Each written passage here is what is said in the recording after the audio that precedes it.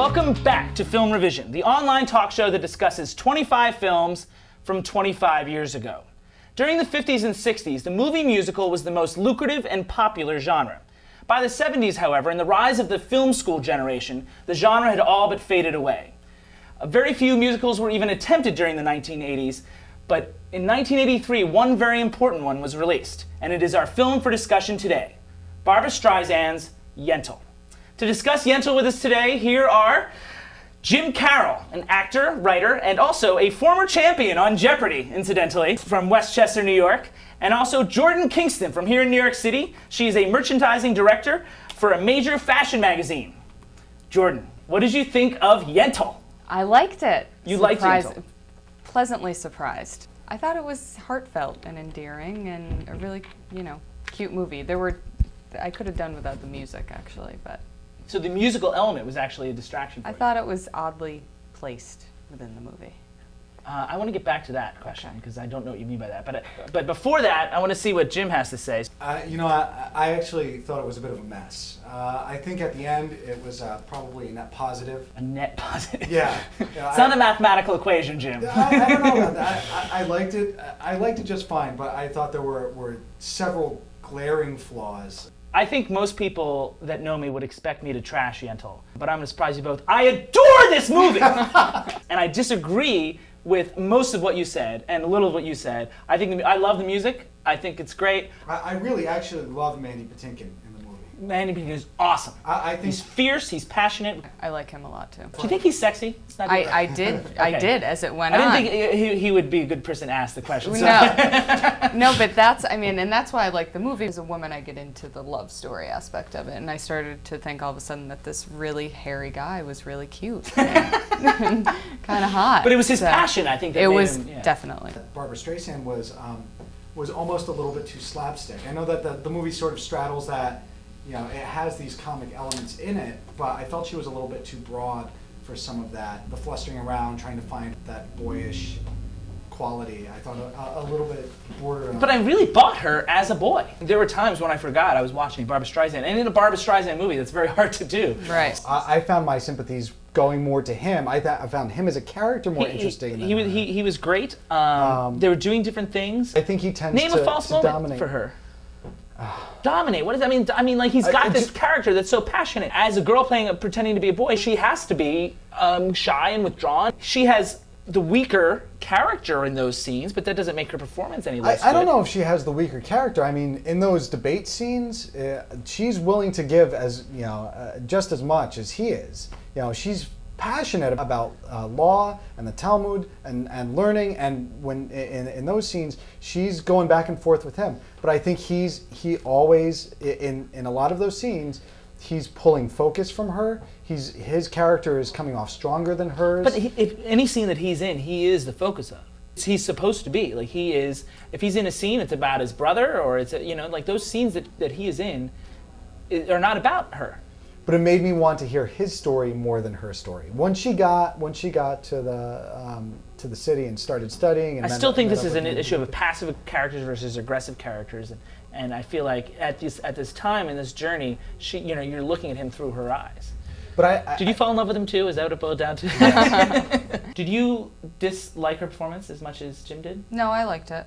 I thought she was good. I thought she was endearing, and I liked her. Just wanted to hear her story and wanted her to get the guy, but I wanted her to succeed, and I really liked her a lot. I thought she did a good job.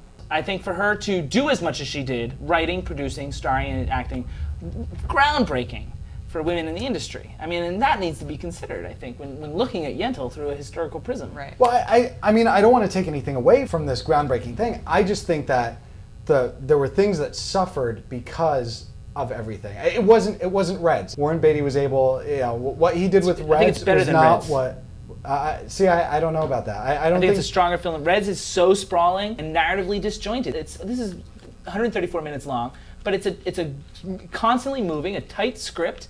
I mean, it's a good story. Even Jordan, the hater of Barbra Streisand, gets involved in the story. You know, I like the story. It had good foundation. I mean, it was an Isaac Bashevis Singer story. Sure. But I mean, that doesn't take away from the film direction. The shots are confident and well designed. The film is very, very well edited. The cinematography is strong. All of the translation of the story onto the screen, I thought was very, very effective. Because of the time period, it doesn't feel as heavy-handedly feminist. Especially for the, you know, when it came out and when it was supposed to be about, it was pretty feminist. I mean, it was all about, you know, masculine being oppressive and, you know, the feminine drive to overcome and learn and succeed.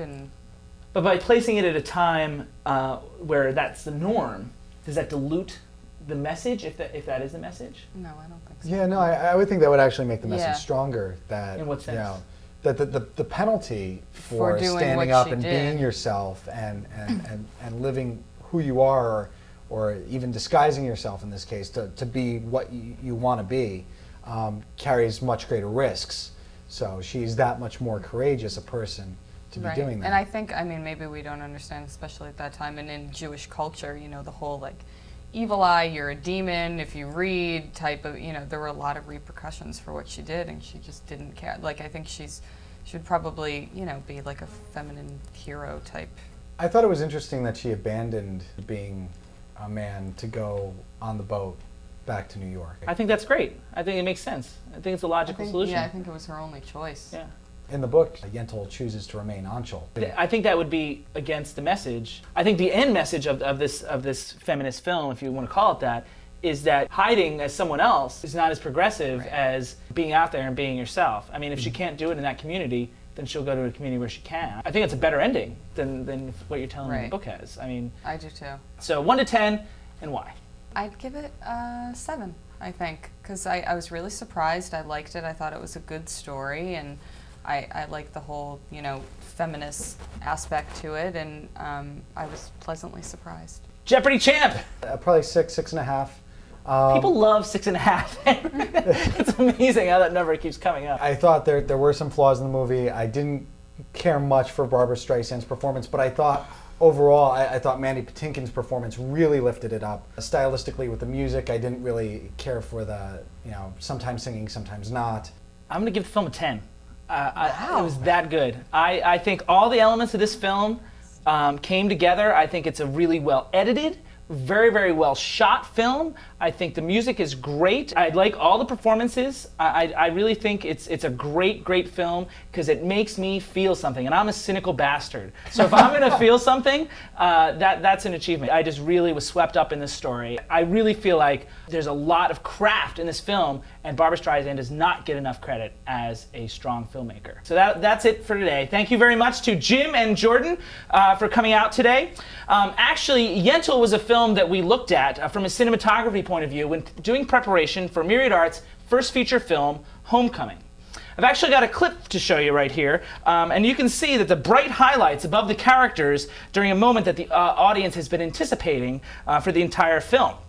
Here, in a flashback scene from Homecoming, you can see a similar moment where the sudden highlights evoke what is going on in the imagination of the main character, as played by Joseph Cross. So you can see how Yentl was inspiring to me creatively.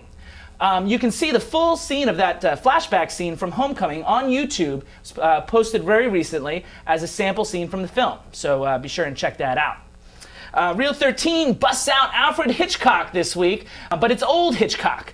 Lifeboat, with Tallulah Bankhead and Hume Cronyn as shipwrecked passengers trying to survive the open seas amidst dangerous World War II waters.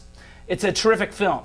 After Lifeboat will be the Reel 13 short that you always choose on reel13.org. And then the Reel 13 indie will be another mumblecore film called Team Picture, with similar themes to most of the other mumblecore films, and that is life and love in your 20s. Film Revision will be back in a week or so, where we're going to talk about an almost forgotten film called Reuben Reuben, starring Tom Conti.